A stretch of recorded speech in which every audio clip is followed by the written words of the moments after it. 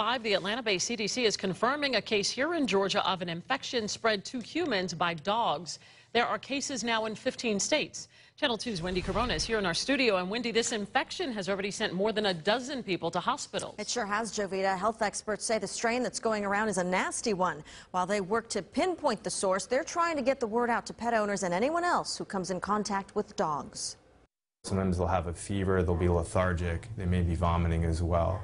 Dr. Nicholas Berryessa of the Blue Pearl Veterinary Clinic in Sandy Springs is talking about the warning signs for pet owners of a potentially dangerous bacteria known as Campylobacter. The Atlanta-based CDC is now reporting human cases in 15 states, including Georgia. There are 67 confirmed illnesses, and a quarter of those patients had to go to the hospital.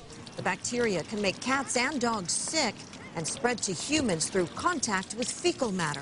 Just because they may have some of the bacteria in their gut or in their feces, it doesn't necessarily mean that it's going to make them sick. But the strain that's going around is especially dangerous. Symptoms in humans include fever, stomach cramps, nausea, diarrhea, and vomiting.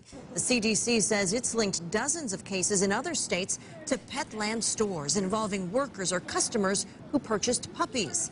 Health officials have not yet identified the source or released details about the Georgia case. While they work to pinpoint the cause, the best advice for pet owners: take precautions.